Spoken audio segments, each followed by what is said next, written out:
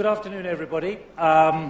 Thanks for making it back from a very frugal lunch. I propose we get going pretty quickly because we've got an hour and there's a lot going on. Pundits, professors, and predictions. You can work out who the professors are, who the pundits are, and maybe if you've got a word beginning with P which you can add, I'd like to hear it at some point during the session. Inevitably, when this was first conceived, the idea was to think in the medium to long term, which probably is 2 to 4 weeks these days. But things have moved so fast in Egypt and Tunisia that we've decided to start on Egypt because of the implications for public policy, for governance, for governments around the world, for policy making, for the institutions of government in the Middle East, in North Africa, but of course how other governments like the United States, like in the European Union, like across the Gulf, and of course into Asia, how they respond. So there are massive strategic and long-term questions to answer, and that's what we propose to do in the first maybe half, maybe 20 minutes, maybe 30 minutes, and then morph it into the economic challenges, the financial challenges as well.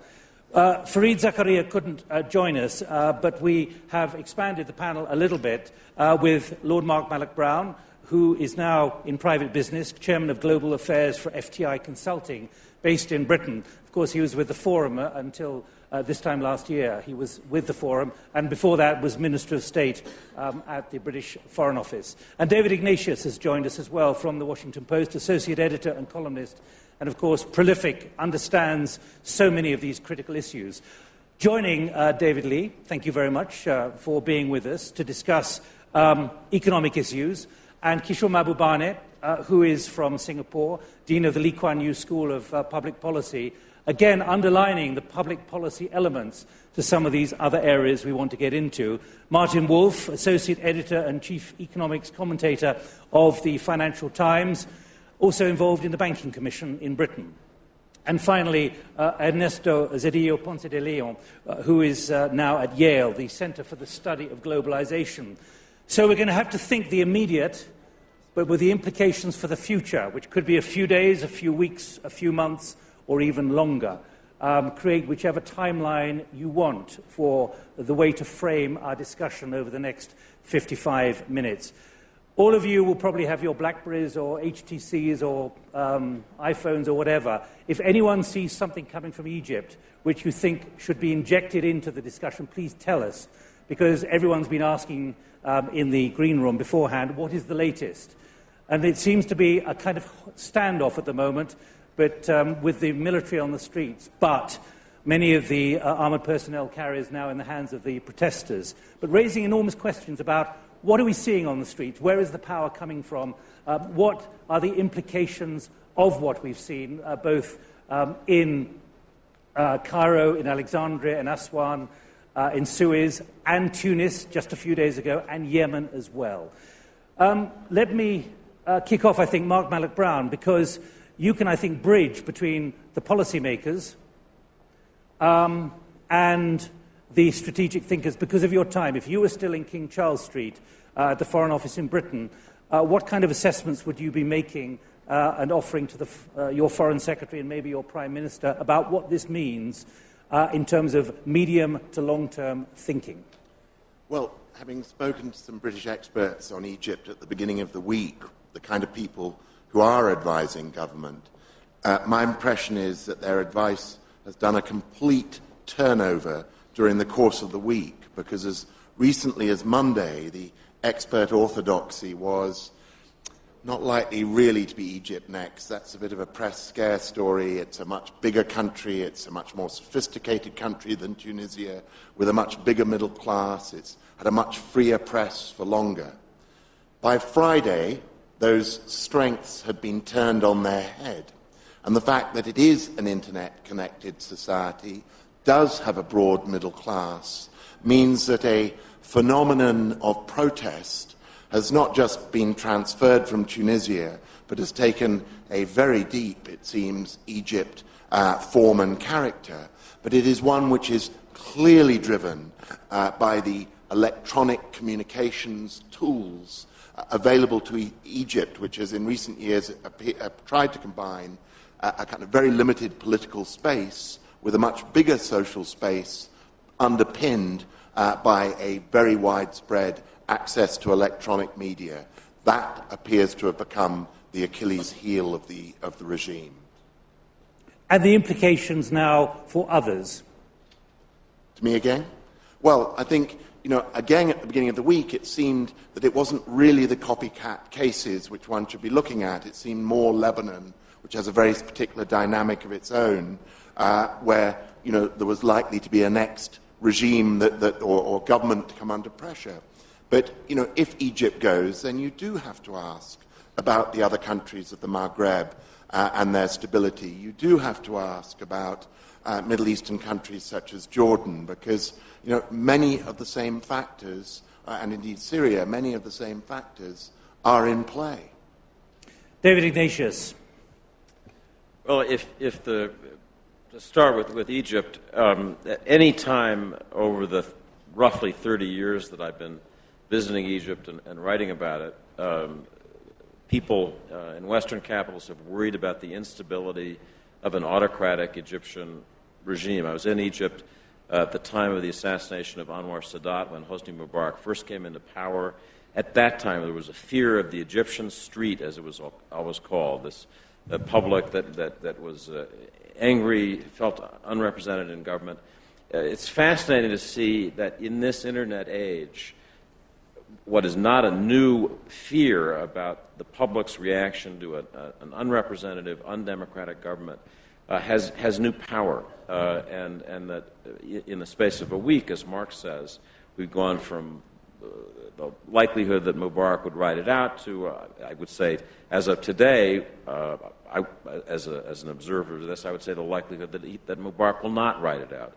The fact that the United States, through Secretary Clinton and President Obama, have essentially stood their distance from Mubarak, urged him to reform, told him not to take the decisive military steps that would be necessary to crush this revolt, tell me that he's on the way out. But I think a fascinating question is the why now question, and the way in which the technology itself is an accelerator of change. When Egyptians gathered this street this week in Tahrir Square, Liberation Square, is named for the revolution of Nasser. In those days, the technology that had a transforming power was radio.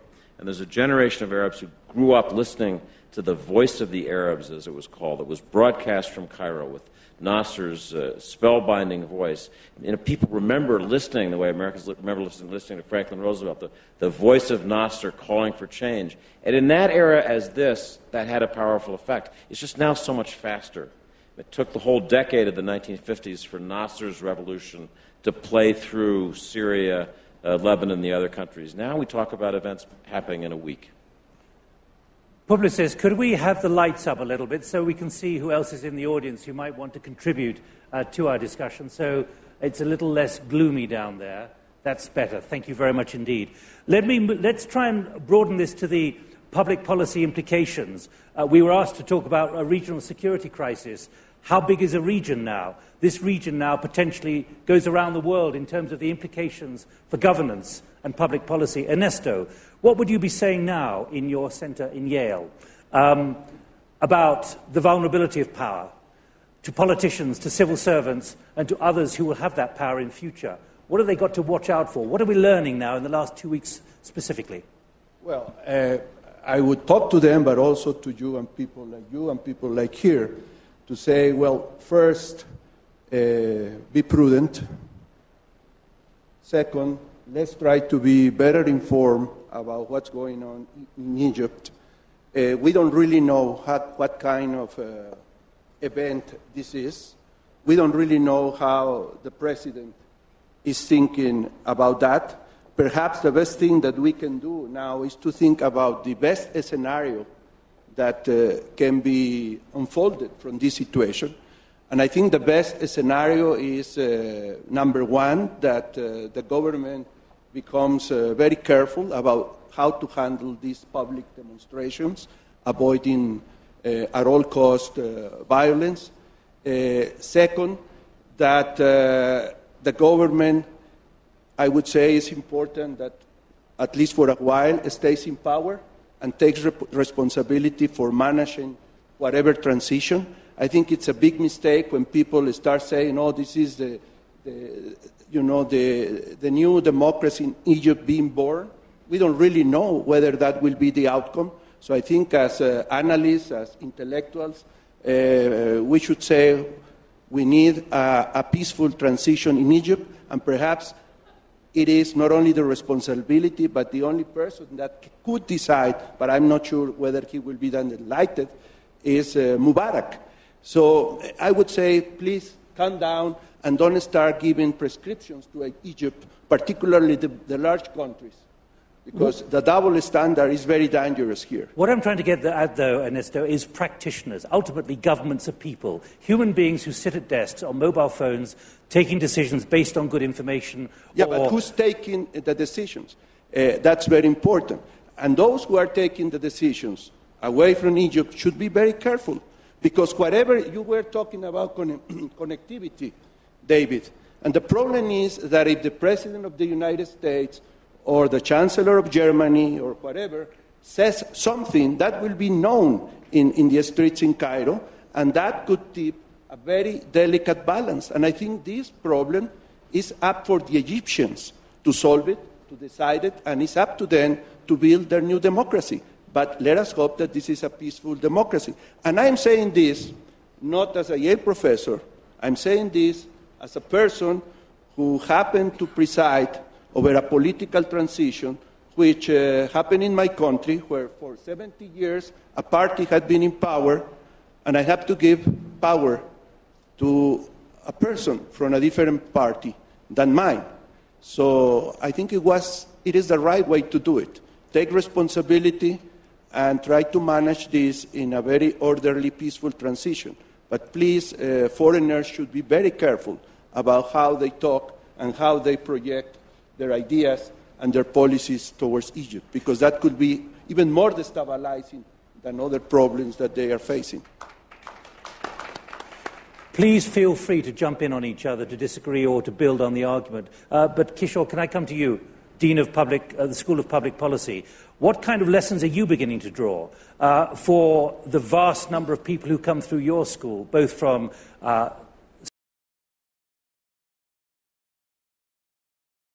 nations as well? This is about how you conduct public policy when the public... Give a somewhat contradictory answer. On the one hand, there's no doubt that we are dealing with earth-shaking developments. I mean, if anybody had told us barely 2 months ago that the Tunisian government would be the first North African government to go down, we would have said no way, because Tunisia had been the most stable country in North Africa for the last 20, 30 years. But it's happened. So something profound has happened. And in the case of Egypt, frankly, I agree with Ernesto. Let's be careful. Let's be cautious. We still do not know whether President Mubarak has left. He may or may not leave. Let's wait and see. But clearly something is shifting over there. But I want to echo, on the other hand, the note of caution that Ernesto just gave us, which is don't extrapolate this and say it's going to happen all over the world. Because there is actually a fundamental disconnect between the parts of the world that are doing very well, where the economies are growing 7, 8, 9%, and those where the economies are not growing. And in societies where the economies are growing, where people's standard of living is doubling every 6, 7 years, clearly there's a very different social and political dynamic in those societies. So I would say that most people in East Asia would say this will not happen in that region. Are they being over-optimistic and complacent? Actually, the paradox here is that actually they will not be complacent, because they do worry about this. But the lesson the ultimate lesson that all governments will learn from this, and I hope that they will learn from this, is that you've got to take care of your own people. And if you don't provide, I mean, if you keep your unemployment very high, And if you don't improve education, you don't improve healthcare, you don't improve urban transportation, you don't provide housing, this is what happens. And so the political pressure on governments to deliver results will become much stronger. And that's why I feel reasonably confident about most East Asian countries, with the exception of Myanmar, North Korea, and so on and so forth. Most of them, the economic growth is in fact gathering pace. And in fact, if you think in terms of predictions, I can confidently predict that, for example, that India and China will continue to grow 8 to 10%. And guess what? Southeast Asia is going to benefit enormously from Chinese and Indian growth. Southeast Asia is actually now going into one of its sweetest spots of history. Southeast Asia is about to enter a new era of golden economic growth. Egypt is not at the forefront of their minds now. So I think that's why you've got to disconnect events from one region and not apply them to other regions in the world. Except one thing, one fact, Kishore. The Egyptian economy actually has been performing quite well over a number of years. Actually, Egypt has been one of the fastest growing economies in the world. You made a list of 10, Egypt will be there. So we have to be careful. I mean, they have very serious social problems, but they haven't had lack of economic growth in the last 10 years, and probably no lack of economic reform. The big mistake was that there has not been parallel movement in other important areas of their life. I know, Martin and David, you want to come in a moment, but can I get a reality check from Mark? Because one of your previous jobs was as head of UN Development Programme, and you did the Arab Development Report, I think it was 2003, which signalled very clearly, and you got yourself into a lot of political trouble from many of the leaders in the region, for signalling, I remember you telling me at the time, privately, signalling what was likely to happen if the problem of unemployment, particularly among the younger generation, was not addressed. Again, I come back to the ability of those in power, the civil servants and those who are the politicians. Did they accept almost the inevitability of what you were warning about 8 years ago? Well, there was a lot of resistance. I mean, the three things those reports are famous for having asserted was three gaps: women's rights, secular education and knowledge, and the democracy deficit. Now, in fairness, Egypt has done better on the first two of those than much of the region. It was only really on the third that there has not been movement. And as Ernesto has said, it's actually been quite successful in the years since then in terms of economic reform. I think one has to qualify that, Ernesto, by saying that I don't think they've overcome very high rates of inequality, and I think those may have even been exacerbated by what's happened. So I think there was always a willingness amongst intellectuals to accept this critique of the region, but a great reluctance amongst ruling groups, and indeed a closed-door ministerial Arab League condemnation of what had happened, where only a few brave people like Amra Musa saved my neck, I think, in terms of a real protest. But again, I think all of us feel a great discomfort in this room now of being too definitive about our predictions. I think Ernesto's words to us to try and understand what's going on, not be provocative from outside, press the principles of peaceful, inclusive change is the kind of thing we must do. We mustn't be the reckless pundits at Davos who assert too clearly the definitive direction that this is going. But the calibre of people you were dealing with both then and when you were a Minister of State at the British Foreign Office, did they accept or understand even the almost inevitability of what might face them, as we're now seeing? Yeah, look, again, you take Egypt. It's got, someone who would normally most years be here, Boutros Ghali, the finance minister, or the General Suleiman, who's in charge of security, or the Minister of Trade and Industry. Right? These are some of the ablest administrators and policymakers in the region. The difficulty is, they were all focused on working within a security state rather than a democratic state. And finally, that democracy deficit appears to have tripped up changes which we should acknowledge in other areas. Well, that's what we're looking for, lessons. I can see several faces who might, and people in the audience who might, including a foreign minister, who might like to enter the discussion at this point. If you do, please, I can see one down there. So if you get the microphone. David, again, reflecting, and then we'll go to Martin and just the other David. A quick thought on this issue of economic growth and reform.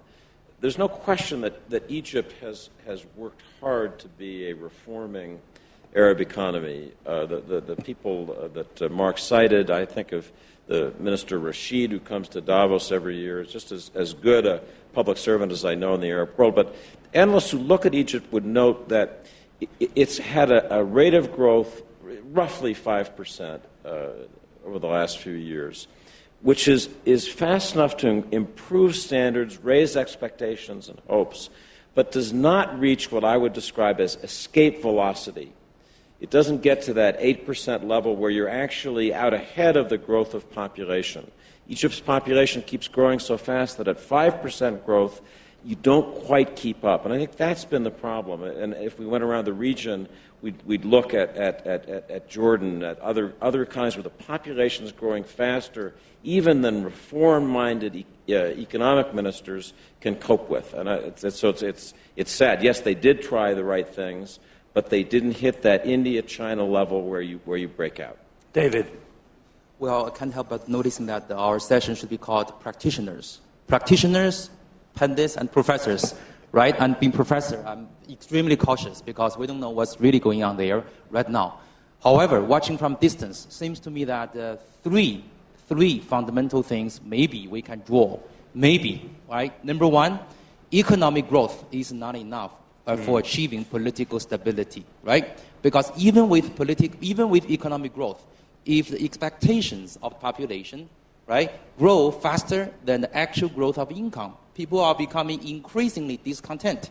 Number two, distribution is important. Aggregate number of GDP growth may not be that important.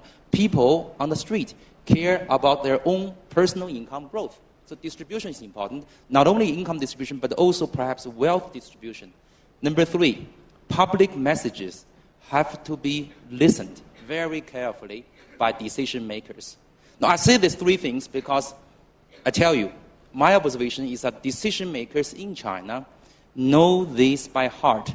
They know this better than scholars. It's often the time we economists in China arguing for our governments to push faster growth, to not so worry about distribution. However, they are warning scholars like me. Distribution are important. Inclusive growth is important. I salute our Indian colleagues in this annual meeting for emphasizing inclusive growth. And listening to public messages is also very important. Government officials in China have been working very hard in this regard. They have got trainings, classes, trainings programs for listening and responding to public messages in the internet. And President Hu and Prime Minister Wen have said that publicly, I think, on platforms, including at the World Economic Forum meetings. I've heard them. Martin, the linkage, economic growth, political capability, but also this pressure from, loosely, what we would call the street, whether in developing countries, emerging economies, or as well in the advanced economies. Look at the pressures in Greece. I was actually thinking of the protests on the streets of London about the tuition fees. Perhaps our government will fall tomorrow. You heard it here first. Hang on. I can't let you get away with that one. Why do you think that's even possible? Okay. Because there is a certain tendency, which I think Ernesto is getting at, for people from developed countries to sound unbearably pompous and priggish in these circumstances. That's basically why I said that. I'm not predicting the collapse of the British government for that reason, though I can think of mechanisms which would break the Liberal Democrats, and that would membership of the coalition. But that's not what I want to go to. I'm just pointing out the protests from the street are not unique to this part of the world, or even to developing countries. I wanted to make 4 very, very quick points. The first is, I have to say, as an economist, very embarrassed for our quote-unquote profession by our performance over the last few years. It's quite nice to know, and Mark has brought this out, that people in international relations and politics are just as hopeless as we are at predicting anything. And that's brought out. And the second reason is, of course, that I suspect that if we did understand these things, and we don't, these are relatively low probability events, but they accumulate over the years. Over a sufficiently long time, they become very high probability, but the chances of if it happening in any given year are low enough to ignore, and that's why we are constantly surprised. That's the second point I wanted to make. The third point, which I think goes back to de Tocqueville, who I consider the greatest analyst of politics who's ever lived, I think he made the remark, which is incredibly important and I think fits together these themes, which is that it's precisely when things get better and when liberalization begins that authoritarian regimes are at greatest risk. And I think that's completely consistent with our experience in recent decades, and surely the most shattering example of what we're seeing now, what we might be seeing now, namely the collapse of the Soviet Empire following the Gorbachev reforms. I think so we shouldn't, quote-unquote, be surprised in that sense if it's true that Egypt has been doing a bit better, it's a bit more open, that it's now suddenly succumbed to this. The final point that was perhaps more relevant to my area of expertise, since everything else I've said is rather out of it, is what, I mean, of course this is potentially very politically momentous. I have no idea how momentous, and it would be foolish for me to pretend that I do have any real idea. But there is obviously, this is Davos, so the question everybody is asking, well, what does it mean for the economy? Is this an economically, financially important event, or is it merely an important event in the history of the Arab world? And I've been thinking about this question, and I have two partial answers to this. The first, which is obviously if the Egyptian regime changes in a fundamental way, one can imagine changes in this regime and in neighboring regimes which destabilize the present relationships between these countries and Israel. And that would be potentially very significant. And I'd be interested in people's views of what that might mean. Remember, the Camp David Agreement was one of probably the only success the US has achieved in managing this area for 40 years. The second point I would make is how far is it going to spread and where? It's clear that if it were to spread, I'm not predicting this, it seems to me very unlikely, but what do I know? If it were to spread to the Gulf regimes, well, you're talking about simply the most important, just about the most important governments on earth. If it got into affected or potentially affected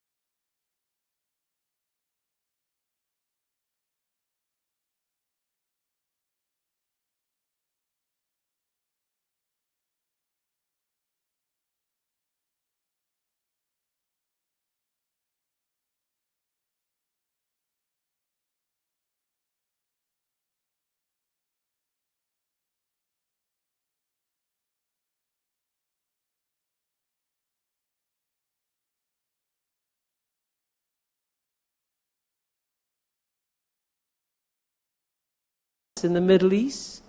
It makes everything else look very simple, because suddenly we go back 30 years. So be careful what you wish for, and you should in some ways ask yourself what can be done in such situations to ensure that when you make the transition from one era to another, which is always very difficult, you try to manage it carefully and not let it go off too much off the rails.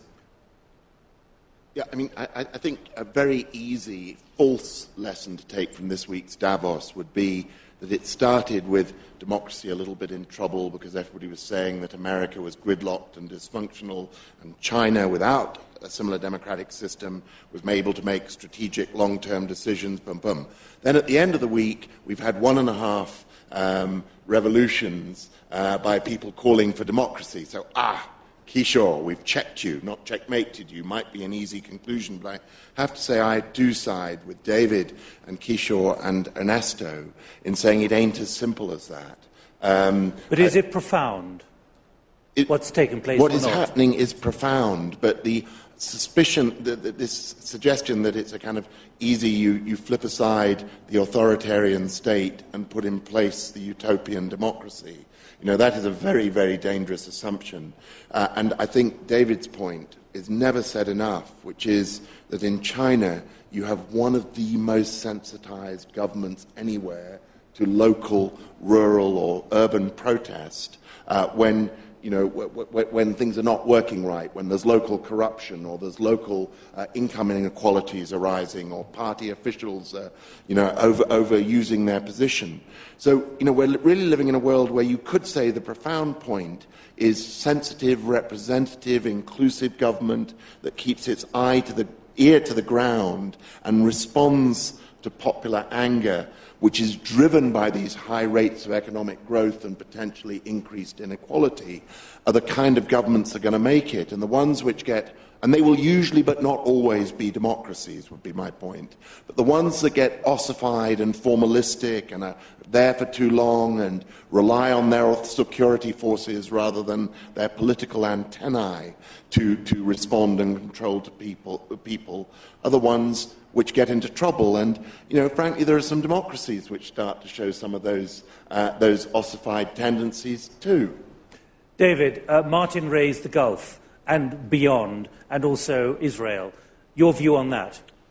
Well, I'd be surprised if the Gulf countries were vulnerable to these same this contagion. They just have so much more wealth. The phenomenon that I was describing before of countries that just, even with economic reforms, can't catch up to their population growth, obviously doesn't apply to Saudi Arabia or the United Arab Emirates. So although those are undemocratic regimes, I would be surprised if you saw problems there. Just to the point that Kishore is making, I agree entirely that the process of change that we're seeing is inchoate, unpredictable, potentially dangerous. I think we need to recognize what's happening and be honest about it, not be in denial about it. But I wrote this week that all revolutions seem lovable in their infancy. When there's this spontaneous sense of revolt and, that people are singing songs from Les Miserables and, on the barricades. But it's precisely because they lack leaders in the beginning that they're so easily manipulated by a revolutionary elite. I mean, that's what our history teaches us. The French Revolution, the Russian Revolution, the Iranian Revolution, dramatically. And I have a lot of anxiety about that process taking place today as this contagion of this flash mob of popular anger spreads. So I share that. I just think it's really important to see it for what it is and not to be in denial, as it were, about how quickly this contagion of public unhappiness and protest can spread. Is there anyone out there who's burning to say something at the moment on this particular issue before I broaden it out? I can't see any hands going up or anyone with a microphone. Am I correct? No. There's no one else? Fine. Nick, on this point, this is just a footnote. Just to note that 3 members of this panel are close friends of Mohammed el-Baradei, Mark, Kishore, and I are very close friends. And here we are, the three of us, along with our colleagues, to say, be prudent, let the situation become clearer before. And we are members, we are friends of the opposition in Egypt. And we are saying, be prudent. Let's broaden this out. David Lee, your thoughts as pundit, professor, a participant, whatever P you want to use. Just lay out a broader landscape now of where you see things changing quite significantly or where you see direction in the next few months and years. Again, I would be extremely cautious about what may happen in that area of the world, of which I have rather limited knowledge, frankly speaking. Now, I would like to come back to a point that Mark mentioned before. That is, democracy actually is much deeper than majority rule and voting. Is a process in which popular demand is being heard, popular demand is being responded by the government. And in this regard, I would say that perhaps one profound implication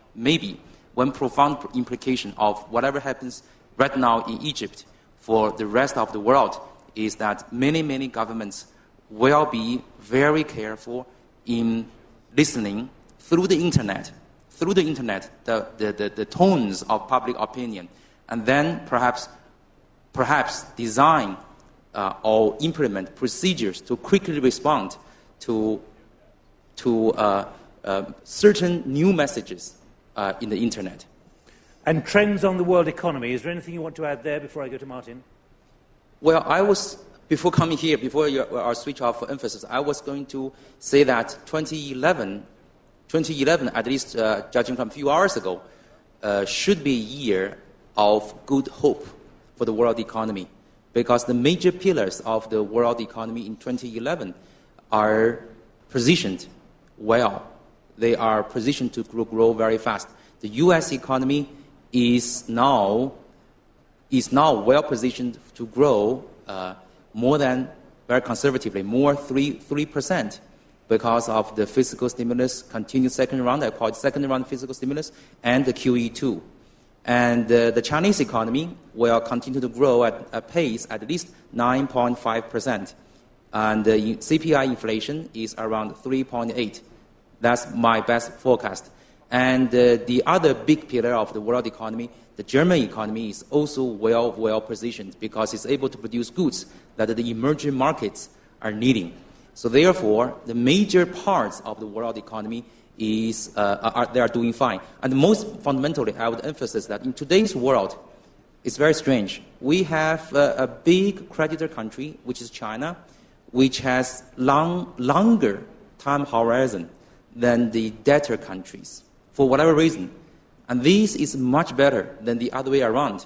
So when a creditor is willing to lend, to support the debtor countries to recover and looking ahead 5 years, 10 years down the road, fundamentally, this world economy should be able to stabilize before long. Martin. Okay. First, a link between the two discussions. I've been... one of the most interesting aspects of what's happening in these countries we've discussed, Tunisia and Egypt, is the role of technology, of modern technology in mobilizing and changing the way the population responds, and particularly the young population. I think one of the interesting parts of this, one of the reasons I enjoy coming to Davos is talking to people in areas I don't write about regularly, don't think about regularly, and one of them is obviously technology. And every year I come away, and it's even more obvious now, on how profoundly the world is being changed and will continue to be changed by this. This is incredibly important, not just because, of course, of the way we live and the politics, but it's an underlying engine. It's one of the two great underlying engines of world economic growth, and it's continuing to function. Very important to stress. The second great underlying engine of economic growth, which is clearly emphasized by what we've heard here, is what I called, I'm not saying that I coined this, maybe somebody else, the great convergence, which is a reversal of what was been written by a book, the title of a book by Ken Pomerantz, the University of California called The Great Divergence, which discussed what happened in the 19th century when the West rose to the level of preeminent power, which Kishore was just discussing. This is ending, and it is ending with a simply staggering speed. Simply staggering speed. The change in the relative economic weight of the developed West against the dominant emerging world in general, but above all, of course, of China, has simply no historical precedent, and I see no reason to expect that to change in the next 5 to 10 years. Thereafter, actually, what happens to China gets very interesting. The third point I would make, and that has immense ramifications everywhere. Everything we talk about, resources, resource prices, shifts in the global conversation on who is important and who isn't, and let me just indicate a couple of implications of this. One of the discussions, one of the points that came out, which David emphasized, what is special about this? Well, one of the things that's really special about this, unprecedented, is we have the fastest growing country in the world, a relatively poor country, which is also the world's largest creditor. That's a completely unprecedented combination. And one of the interesting questions I've been thinking about in the last few weeks is, well, what is China going to want the international financial system to be like from its point of view? And it seems to me pretty clear that one of the things that we won't want to discuss in the West, that China is going to want, they're not saying this so clearly now, is we will want to stop the hot money. The Chinese don't like the hot money. They really don't like the hot money. And I expect that they'll be very bashful, it'll be very slow, but at some point we're going to have a Chinese agenda on what to do about this. And incidentally, almost all the emerging countries will agree on that. They don't like Chinese exchange rate policy, but they will agree on this. We won't necessarily be able to run the agenda on the way the financial sector operates for very much longer. At the moment, the Chinese are really just trying to protect themselves from our financial sector, but they hate it.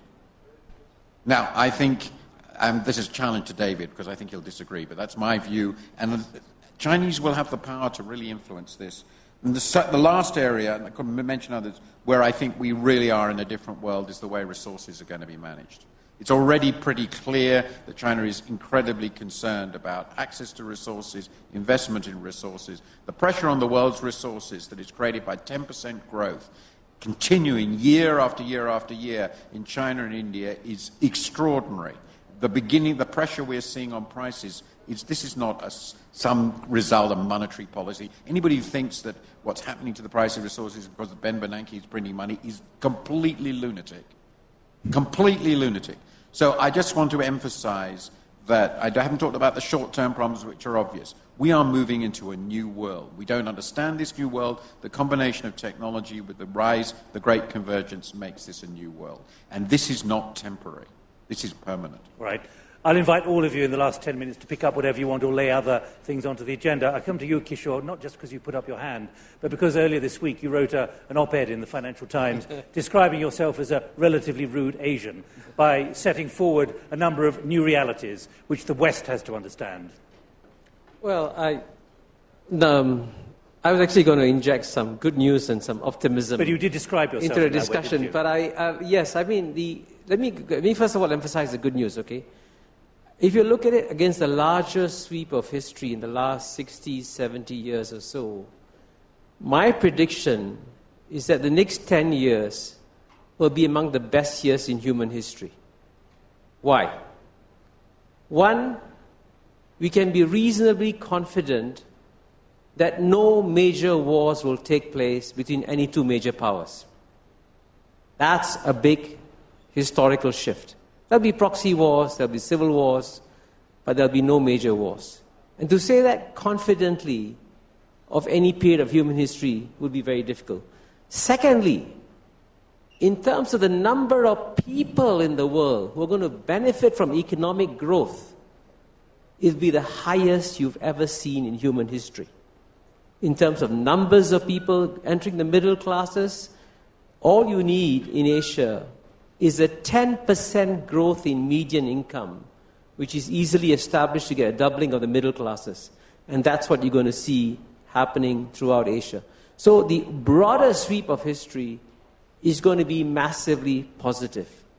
But at the same time, you have to adjust to power shifts, and I'm glad that Martin highlighted it, because the point I make, which is the uncomfortable point I make as a rude Asian, is that the last 200 years of Western domination of world history has been basically a major historical aberration. And all historical aberrations come to a natural end, and you will see that happening too. But I do think that the shift of power from the West to the East can take place peacefully if Western policymakers are prepared to say, okay, let's change the rules of the international game. Let's not have the rule that says to become the head of the IMF, you must be European. To become the head of the World Bank, you must be an American. Open it up to everybody, and Asians can also qualify. So these are the changes, I think, that can be made. So I want to emphasize that actually the good times are coming. David, just pick up what Martin challenged you on.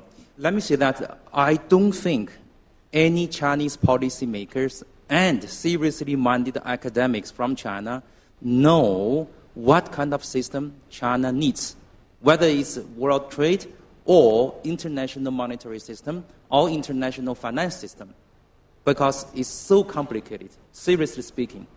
I'm completely honest. However, most people in China do know two things.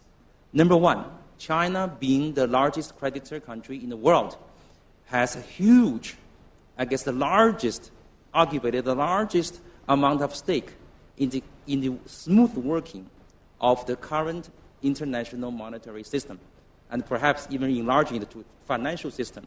The $3 trillion amount of currency reserves, including our investment overseas CIC, is perhaps arguably the biggest bonding effect, represents the biggest bonding effect between China and the current world economic system. That is one thing we do know. We do not want to see any short-term disruption in the working of the current system. On this, I think there's a maximum amount of room for collaboration between the Chinese decision makers and the rest of the world. Second thing we do know, that there are fundamental problems, fundamental defects. Whatever we say here, whatever French president said in this podium, are shared by the policymakers, academics in China. However, we don't know how to reform it, what kind of destination we want. And people are willing to come here and other fora to discuss, to work together. David, your big thought, your big prediction, and maybe you can just embrace in that whether the new Republican-led House in Washington and the Tea Party understand what we're hearing, particularly about the shift of power. I'm going to leave the last part of that alone, because I really, as little as I understand what President Mubarak is going to do, I understand less what the Tea Party will do. David, you avoiding a question. I can't believe that. No, but is there literally nothing you can add on that about the sensitivity in D.C. and across America to this new reality? I think Americans understand that this is a world that's changing, and that we've seen the limits of American power, economic power, military power. Every day we see in Afghanistan a demonstration of the limits of this enormous military power that the United States has built up. And so I think for everyone in Washington who thinks about policy, there's the question of how this still very powerful, very wealthy country recovering pretty well, as Tim Geithner has been reminding us this week, from a steep decline, how we can influence events around the world in a positive way. I was at the White House State Dinner for Hu Jintao a week ago, and I was struck by what a constructive meeting that was. It spoke to China and the world about a relationship, but with a kind of social grace, and that's what superpowers should do. I'm struck by how the president this week, today, is trying to use the instruments of communication, understanding that he can't determine what happens in Egypt, but trying to do what he can to shape it in directions that are least threatening to U.S. interests, and also, in his judgment, best for the Egyptian people. But I think my baseline for the period we're entering, for better or worse, and there'll be some of both, is that we're seeing the limits of U.S. power to shape events. That doesn't mean that we're powerless. smart power, as Joe Nye likes to say, can have significant effect. But the Egyptian person in the street who's out protesting, I'm just certain one of the things that shapes the way he looks at the world is, I'm going to quote Ayatollah Khomeini in 1978 and 79. America can't do a damn thing. It was a famous slogan of the revolution. It was this recognition that this super powerful country far away couldn't stop events. And I think people understand that now in a new way, and it's part of this new reality. Before I go to Ernesto and finally Mark, let me just question you, though, just press you a little bit on that. The new quadrennial policy review at the State Department saying there's got to be a shift from kinetic power, the use of military force, to what Joe calls soft power, citizen power, a new form of diplomacy across the agencies. Hillary Clinton believes she's now got buy-in. Do you believe that is going to be the new America? Less hard power, more diplomacy and citizen power? I think there's no question that our enormous defense budget and the spending for what I would call legacy systems, the symbols of American power, the aircraft carriers, the squadrons of jets, that spending is just going to have to go down. This is an entirely different subject, but I think we're at the hinge of quite new and disruptive technologies in warfare. We've talked about communications technologies, but as directed energy weapons, as exotic cyber weapons come into play, the systems we've built and on which we've depended for power suddenly become, I don't want to say obsolete, but a lot less efficacious. And people are trying to figure out what that means. So there are a series of changes. Every time I say that we're going to do more with the State Department, the Pentagon ends up doing more of what the State Department should be doing because it's got the resources. But no question people are thinking about that. Ernesto, your big thought, your big prediction for... Well, I want to be as optimistic as Kishore. At the same time, I want to emphasize the importance of what Martin said. I mean, there is a rebalancing, economic and political, and I would say military, in the world. But this is indeed a great time of opportunity, a great time of potential of prosperity. But the biggest step that has to be made among leaders, among societies, among governments, among civil society organizations, is to recognize what is the consequence of being as interdependent as we have become. And I would say for the better, for the much better, thanks to this globalization and otherwise. Well, the consequence is that every one of our countries will have to be willing to give up sovereignty in order to pursue the solution of problems that cannot be solved by one country alone, no matter how powerful that country is. And I think this is the big risk that we are facing. If we don't have that vision, if we don't have that leadership, at least to deliver what has been promised, like the G20 said, we are going to fix the global imbalances. And so far, although the global imbalances have become down because of the recession, structurally they are there and they will explode rather sooner than later. The leader said we are going to finish the Doha round, and it was like a joke. The leaders have made many promises about how to improve the international system, and they haven't delivered. I have spent the last few years of my life working with some people also here looking at multilateral institutions. It is not that they are bad per se. It is because they have not received sufficient attention, resources, and political support. And those institutions need to be improved.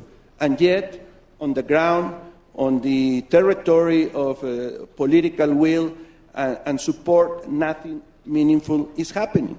So here we have a problem that we are enjoying this opportunity because of interdependence, but we are unable to organize ourselves to provide that solution to problems that cannot be addressed but through common collective action.